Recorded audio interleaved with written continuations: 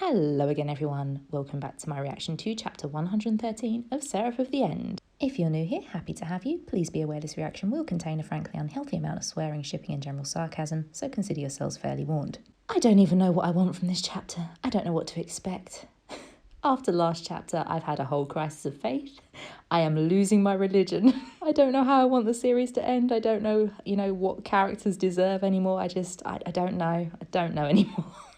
I'm just on the crazy train. I'm too invested to get off at this point. I really am. No, I tell you what I want. I want nothing but 40 solid pages of plot reveal. That's what I want. I want 40 pages of backstory on the great plans of bullshit. That's what I want. I want Shikama and I want Guren to just fucking lay down what the hell is going on in this story. I need this. I need this so badly. Please, please give it to me, please. I'm actually praying. I'm praying before reading this chapter. I'm getting biblical with Seraph of the End. But do you know what? I will take anything as long as it's not more, stupid emotional bullshit trying to get me to empathise with the Karma Houdini. Anything but that. Anything but more of 112. Please. Please. And with that, guys, please pull up a chair, make yourselves comfortable, pour yourself a good old cup of tea. Let's brace ourselves and get into this reaction. Okay, so the chapter title is Everyone's Secrets. We have no cover page on this one. It just goes straight in. That's interesting. Look, it says somewhere several millennia ago. I think we've seen that before, right? Where they talk about somewhere. Like they're very vague about where these flashbacks are taking place. Do we think that it's because it's in a location, like maybe in the modern day, the coffin is in a location that we know and we've seen before? Maybe it's hidden away somewhere, like in the Jida headquarters or who fucking knows. It just seems really weird that they wouldn't specify where this is actually happening unless it's going to serve a plot point. Oh, are you calling out for Mika to wake up? Oh. Mika, Mika, Mika, it's time to wake up. Child ancient Greece youth seemed so happy and innocent and like genuinely happy. Like compare that to his current incarnation. I can't believe that the fucking eyeball child from ancient Greece that was decapitated God knows how many times by Noia had like a better upbringing and seems to have had a happier disposition than modern day you. That is incredibly disturbing. In here again today? Well, yeah, I want to play with Mika as soon as I can, but unfortunately enough, my child is currently dead. Yeah, Shikama looks genuinely sad there. Yep, I know, but I'm going to wake him up, right? It'll be just like in those fairy tales you tell me, the prince rescuing the princess. I guess that makes me the prince, huh? A prince, That's a lovely idea. Though neither Mikhaila nor I have a gender like humans, I can't say whether or not he can become a proper princess. Yeah, this whole thing about the gender is interesting, isn't it? Because from Shikama's point of view, both him and Mikhaila are not human creatures. They are beyond the concept of gender. They don't have male and female distinctions like we do. Whereas the Mika in the current timeline has been raised and socialised as male, and presumably also current Mika has a male body with all of the parts and so on of a man. So I wonder what Mika in current day thinks about himself, and I'm using him with the quotation marks there. Maybe Mika doesn't really give a shit about gender is kind of what I'm thinking. I don't know, my thoughts on this aren't really clear yet. I might talk about it a bit more in my reflection video. What I will say now though is that it's a quite handy get out of jail free card for Kagami if he just wants to tell the editors, oh, well, Mika technically isn't a boy, What's the problem with Mika and you ending up together? They're not gay. Mika's not even fucking human. I know, do you think I can fix him with a kiss?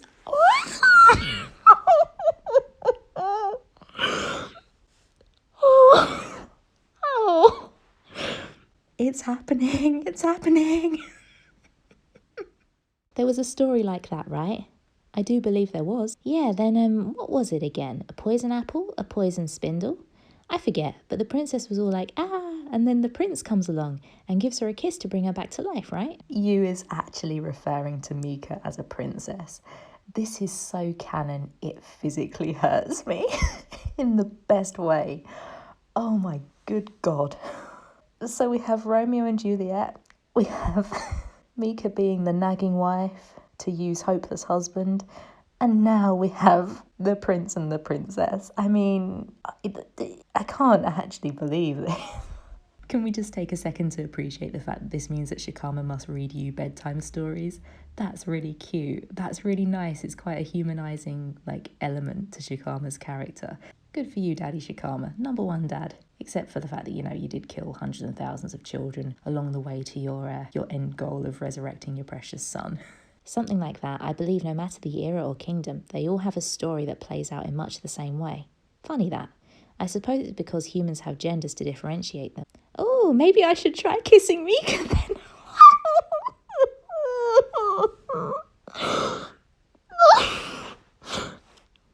Is this actually real? Am I reading this for real? Kagami must have seen the shitstorm that came out of 112 and he was like, fuck, I've got to get this back on track somehow. Quick, feed them Mikiyu, feed them Mikiyu. I'm not gonna lie, it's kind of worked. It's kind of worked. I also really am amused by the fact that I always take the piss out of Mahiru and Guren's relationship because they fell in love at 5 years old. That was the only concern they had in their young minds. It wasn't, you know, like normal children going to play on the fucking swings or make mud pies or whatever. No, it's like, are you going to marry me, Guren? I always take the piss out of that. Same with Sayuri, you know, in love with her dear master at 5 years old. Very weird that Kagami has this motif of writing characters at very young ages falling in love with each other. I don't like it. The irony being that apparently Mika and you have been in love the longest, literally from before they were fucking born. You has been wanting to kiss Mika since ancient fucking Greece. There you go, the most canon of them all. If you could bring him back with a kiss, I'd love nothing more. Daddy's given his blessings. Okay, I could be really reaching with this because it could just be Shikama making an interesting observation, but it's really interesting to me that he's talking about how the prince and princess thing is common across human societies because, you know, we have genders. And it's almost like you and Mika are being set up to subvert the typical male-female romance that is common across all of these human societies. That is really interesting. Again, could just be reaching. But I just think that it's a really interesting comment for Shikama to make there. And I'm wondering why it's in the chapter, so that's interesting. But I'm afraid it won't work. It won't? Aww. You's proper disappointed there. Why can't he give him a kiss? No, it will take a bit more time. I've already devoted tens of thousands of years to this, but I haven't created quite enough sacrifices to bring him back. Yeah, so again, like, we're talking about costs of the resurrection here. And it really does seem, doesn't it, that we're set up with two opposing plans here. We've got Shikama's plan to revive Mikaela, and then you've got Guren's plan to revive humanity. And it almost seems like we're being set up that one can't exist alongside the other. So in other words, if Guren's plan opposes Shikama's, then the cost for his resurrection may actually be Mika himself. And the cost for Shikama's resurrection, is that going to be humanity? Maybe Shikama now needs to kill off the remaining survivors, like, you know, literally Apocalypse 2.0. If you kill every single human being that's alive, and then Mikaela can be revived as a Seraph, maybe that's it. Maybe that's it. Oh God, guys, I just realised I've been sucked into theorising about the Great Plan of bullshit. I said I wouldn't do this. What's a sacrifice? That's a hard word. I'll explain it later. In fact, perhaps I'll tell you how it works through a fairy tale. Really? I can't wait. Oh, I don't like the smile there. Shikama's smile is a bit fucking sinister there. Because you is designed to be a sacrifice to wake Mika up. Thank you, you, for always being with Mikaela. Sure. Oh, the innocent little smile. I'm so soft for any kind of relationship where one person has always stuck by the other and, like, they don't remember exactly how loyal the other person is to them. Madoka Magica, Homura and Madoka, oh my God, that relationship is amazing. Don't you get bored staying in here alone? Nope, not at all. That's good, I suppose. Well, keep Mikaela company for me then. I'm going to go and increase humanity's numbers a bit more. Fuck me. Is Shikama trying to, like, breed people in order to then kill them off, to then revive Mikaela? So yeah, Mika's dead, right? So he can't talk. That's why we have to bring him back to life, right? Yes. But sometimes Mika will still talk to me. Oh, the way he's leaning up against the coffin. Oh. So I put my ear to it close, just like this, to make sure I won't miss whatever he says next. Oh my God, that's so cute. It's a bit fucking creepy. It's a bit fucking creepy, but it's also cute. That basically sums up Mika and Yu's relationship. It's incredibly cute and also a bit fucking disturbing and creepy. My, that's one big fib. No, it's true. He talks to you when he hasn't spoken to me, his parent, in eons. If that's true, it's horribly cruel. Well, it is, right, Mika? Yeah, you and Mika definitely have like some weird spiritual connection. I told you there was going to be some kind of spiritual fuckery to do with their bond. It's not just a romance, it's something more twisted and weirder. There's something else going on here. Possibly the whole soulmates thing. Who fucking knows? Maybe you is literally carrying half of Mika's soul in him, and that's why they're connected. I'm going to go with that. I don't have a fucking clear explanation for that. I'm not even going to try, but I'm going to go with my gut feeling. Well, true or not, it's obvious that you truly care about Mikaela. Yep, he's super nice. You really care about him, are you? Care about.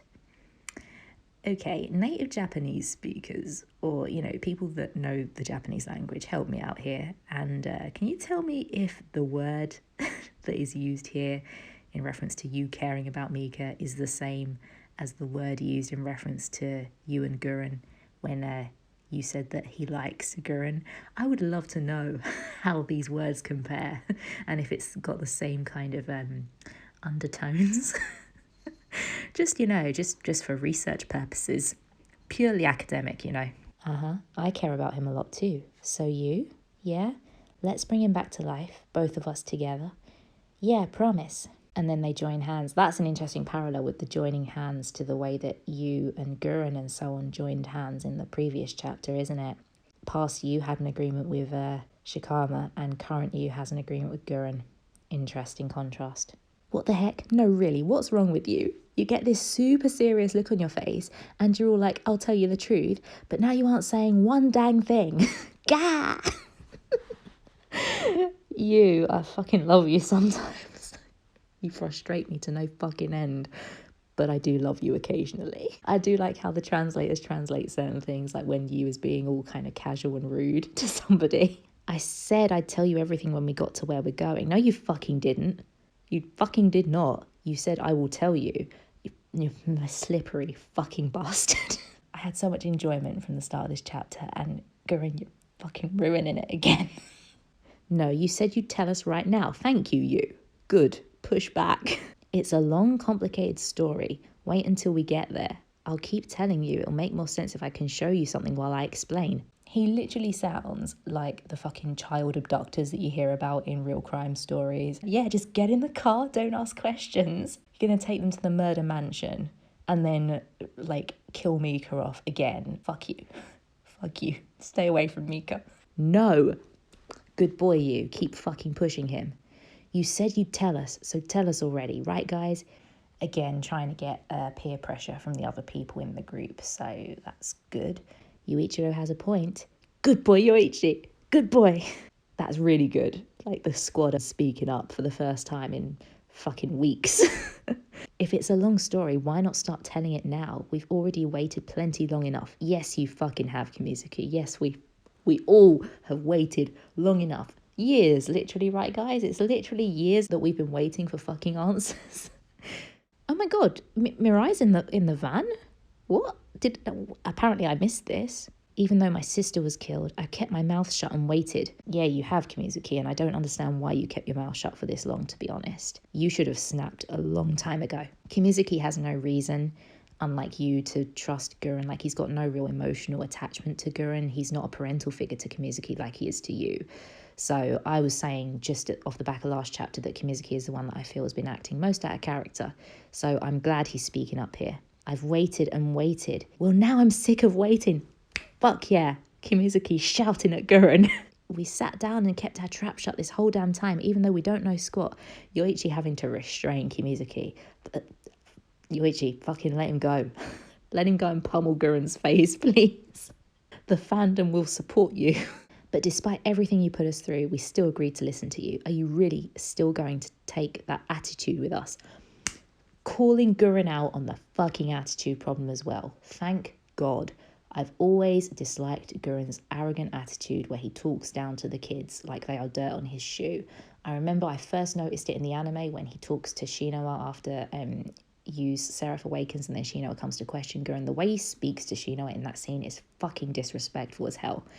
And I'm so glad that he's being called out for his attitude in this chapter. Mwah. Kimizuki, yes. Mwah. Marry me. He's right, Guren. What's with the attitude? Even you calling him out on the attitude. Thank fuck. Oh, well, if we can speak up, I've got something I want to say too. Go on, Yoichi. Go on, my boy. I'm really considering doing a Yoichi cosplay, guys. I found like the bow and arrow set online. It's expensive as hell, but oh, I'm so tempted. I'm so tempted. I don't know. I'll keep you posted if I actually do have the guts to do it. If I do attend a con or something, I'll let you know. Yoichi, go ahead. Yes, you support Yoichi. Lieutenant Colonel, you said something about maybe killing my sister, remember? I'd like a proper explanation for that. Yoichi, you're so fucking polite. I'd like a proper explanation for that, please. Yoichi, you are perfectly entitled to bring out some of like the fire and brimstone, lacquer crucifixion burning energy against Guren in this situation. He killed your fucking sister. See, Guren, we've all had enough waiting, so quit stalling and explain it already. You get one sentence. One sentence?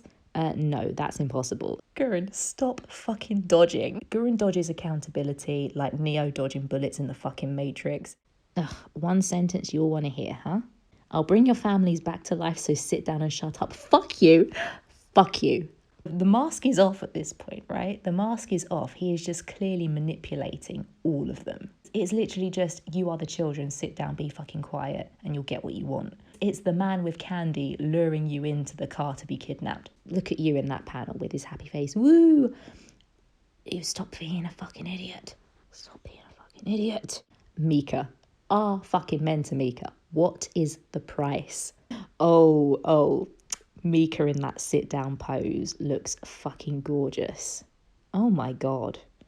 Okay, I know some people disagree with me here because some people really don't like the demon outfit. I personally really like the demon outfit. But honestly, this guy could wear a fucking trash bag and he would still look good to me. So the state of the whole world right now can be laid at your feet. Good, Mika. We already know this, but good that you keep reminding people to, come down from cloud fucking 9. I'll bring Akane back and the rest of your orphan family too. I've got a bit of a thought on that, because do you remember in the previous chapter where Yu was accusing Guren of killing his family? We are pretty sure that Mika was not part of that accusation. Like, the family thing was in reference to the orphans being killed. So I'm thinking when Guren is talking about resurrecting Akane and your family, he's not talking about Mika there. Mika might be the price to pay. That's what I think. Yu is acting like he's hearing this for the first time.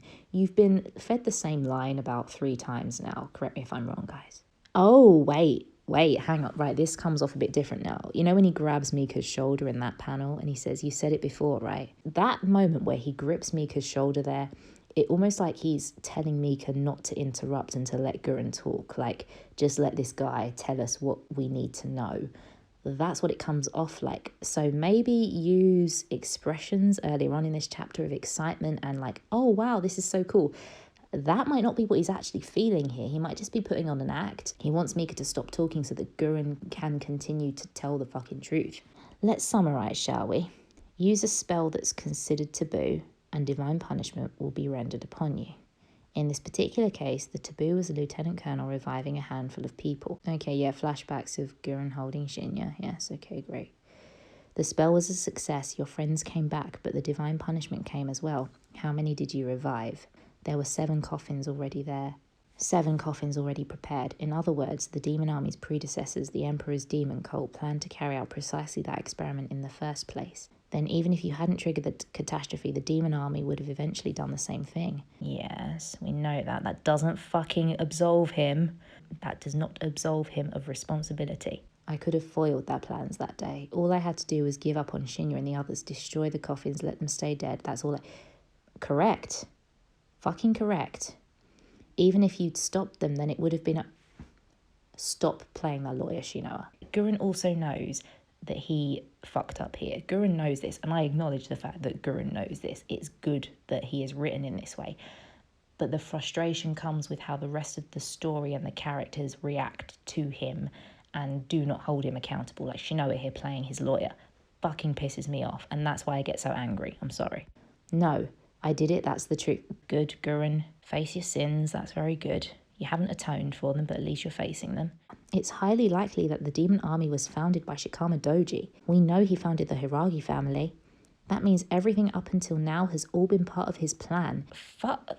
Why are we going through the same stuff all over again? I know this. I've read this already.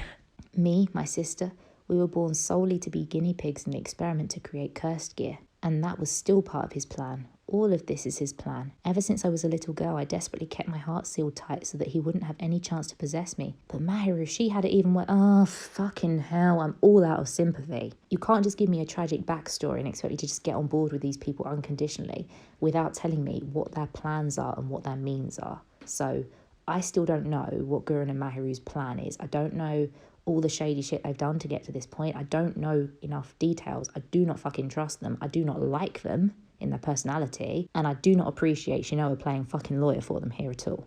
This whole time, I've had the right to die. I could choose to give up and lie down. Even Shinya told me to do it. He said if we just quit fighting and died, we won. And Mahiru, she said she didn't want me to be collateral damage in her curse. So she wished that I hadn't come to rescue her.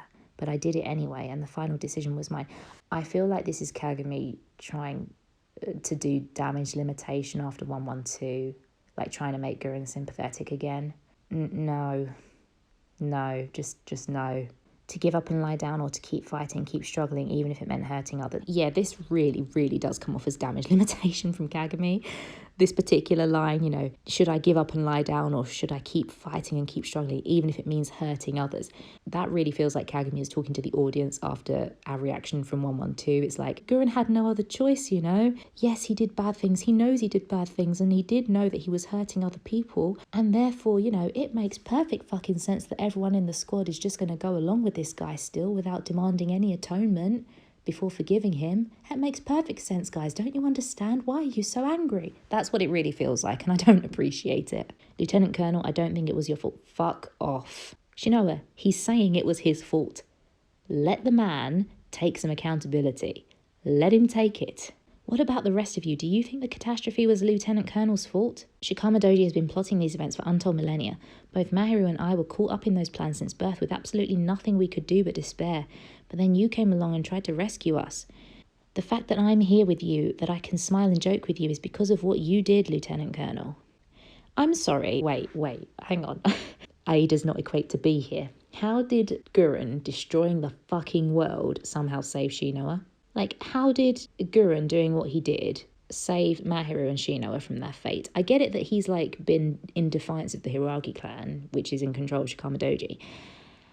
How did that actually succeed in stalling Shikama Doji in any fucking way and freeing Shinoa and Mahiru? Am I being really thick here? Am I missing something, guys? Explain this to me, because to me, this does not make sense.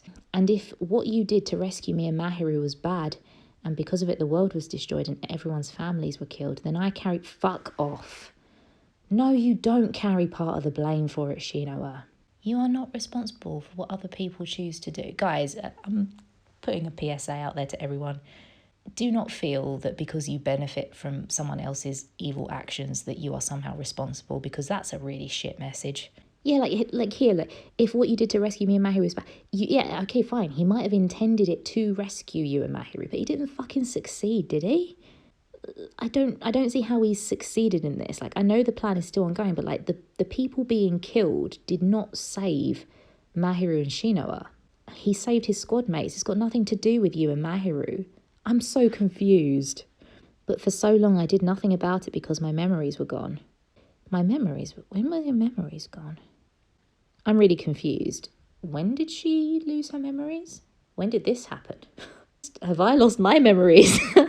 Have I forgotten a great big fucking plot point in this manga that Shinoa lost her memories? I mean, yeah, I know that Mahiru, like, did the fucking torture and abuse of her to make her emotionally stunted, but I didn't think that resulted in memory loss. I'm really confused. I survived only because everyone else's families died, going about my life in total ignorance and laughing.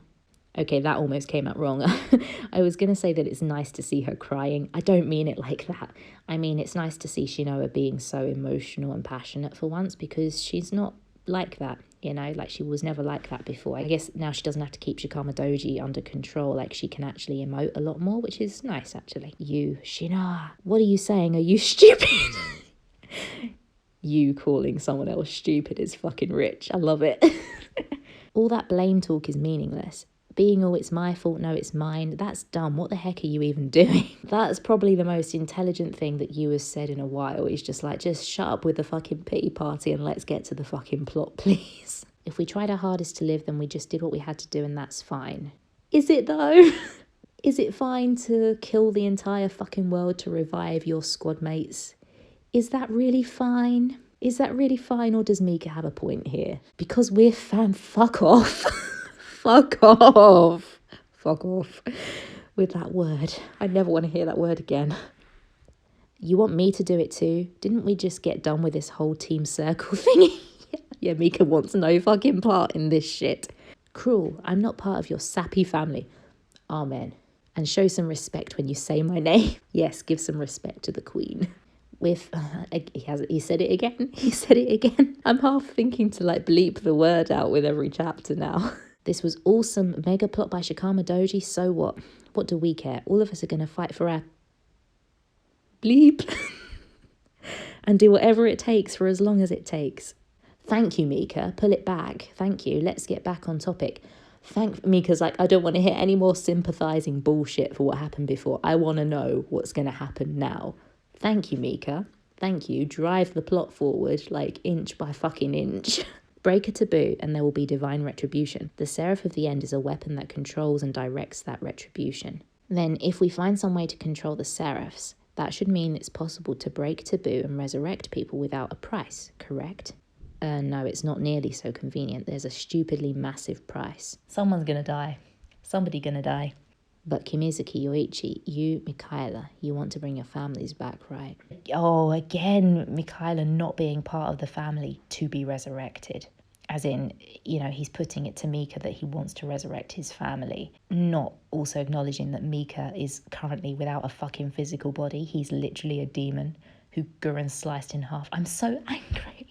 I'm so angry that this has still not been addressed, that Guren sliced Mika in two. This is not acceptable. This is not fucking acceptable. Resurrecting the dead is a curse. If you want to keep fighting, then you'll wind up cursed too, like me. Fine, if that's what we have to do for our family, then we'll do it. What's the price? Tell us. And of course, that's where the chapter ends, of course. The juicy bit that actually, you know, leads somewhere, that's where we fucking end it. This show. This show. Okay, so that was my reaction to chapter 113 of Seraph of the End. As usual, it was a wild ride. The sarcasm was strong in this one, and the shipping was even stronger. So we had a good time. If you enjoyed it, please give me a like, comment, and subscribe. You can also connect with me on social media, links in the description below. And you can also contribute to my Patreon if you feel so inclined. Keep an eye out for the reflection video, which I will be dropping a link to here in the video once it's posted. And with that, guys, you take care of yourselves. I will see you in the next one. Farewell.